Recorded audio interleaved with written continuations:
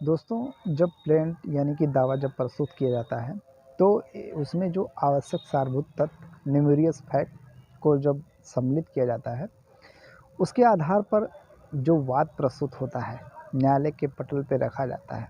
एक clear cut बात में जो है रखी जाती है। उसमें जो है सबसे पहले जो वादी पक्ष अपना जो है पता एड्रेस देता है, फिर उसके बाद प्रतिवादी पक्ष का देता है।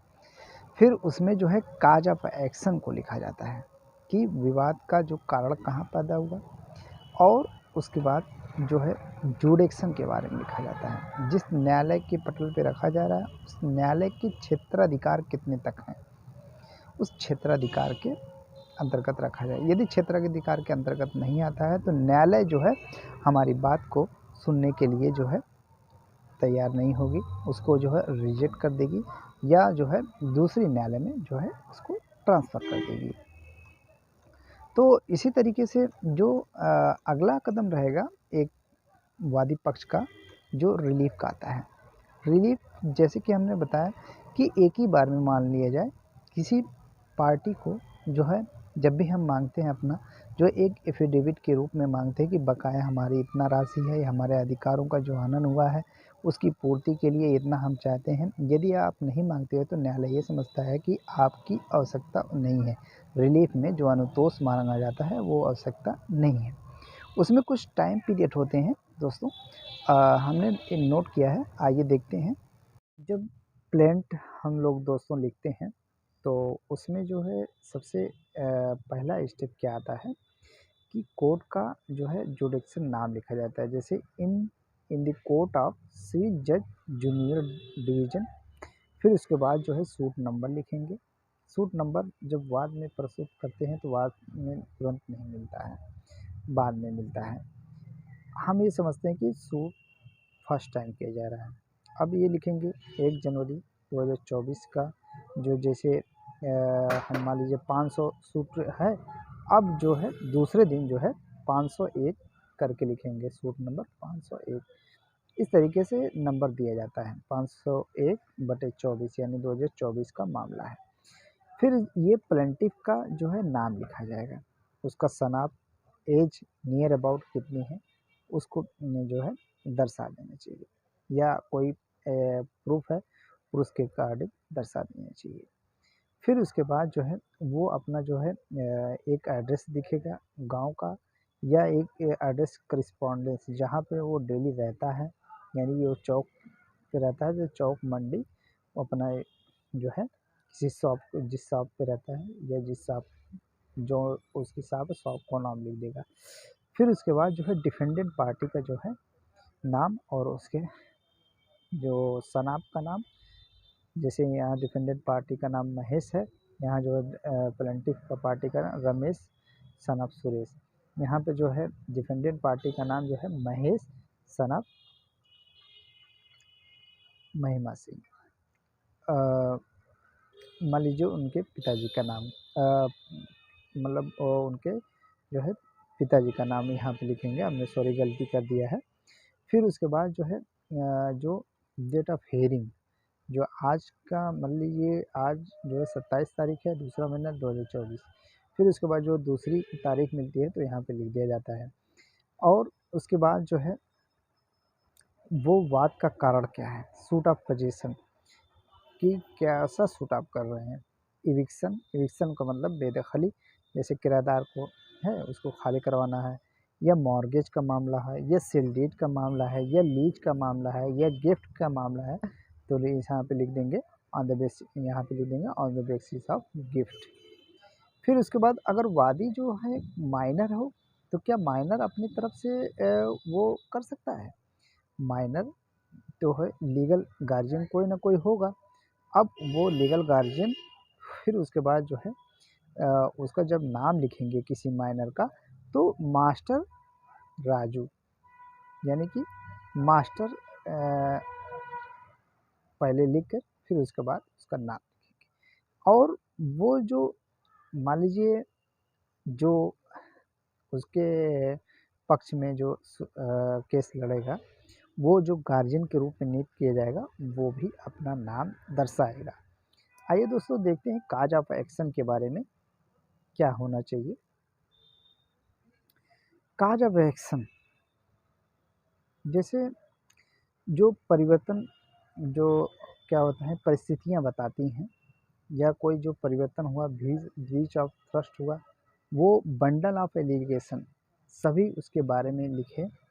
फिर उसके बाद जो है उसको प्रूफ करना होता है। और यदि हम प्रूफ नहीं कर पाते हैं तो वहीं पे जो है हमारा जो सूट डिसमिस हो जाता है। फिर उसके बाद कुछ बातें होती हैं ऑलरेडी प्रूफ होती हैं। जैसे कोई बकाया है पैसा, उसने डिफेंडेड पार्टी आया कहा हाँ महोदय इनका पैसा बकाया था और इनको हमने दे दिया, तो ये ऑलरेडी प्रूफ हो जाता है।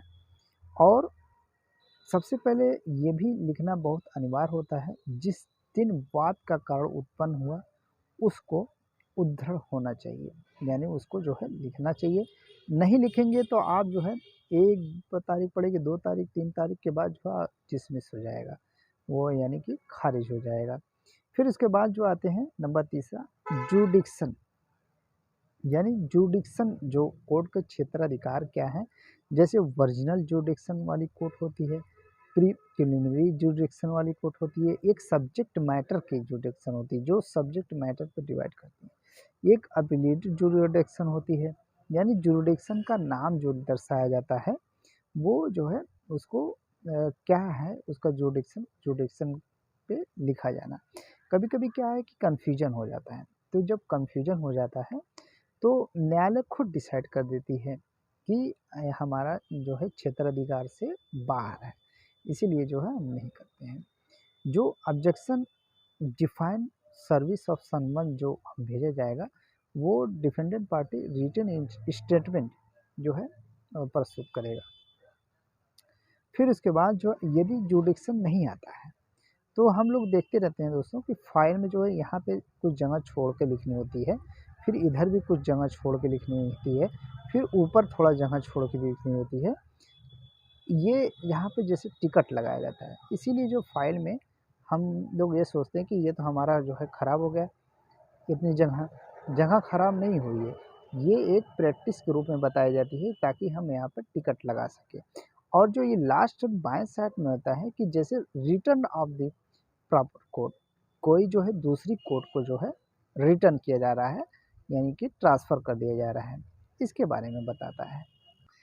कभी कभी दोस्तों ये होता है कि जुडिक्शन जो होता है कोर्ट का वो भ्रम में होता है, भरम होता है, तो भरम में जो है से 7 दिन के अंदर जो है उसे जो है प्रोसेसिंग चालू करनी होती है।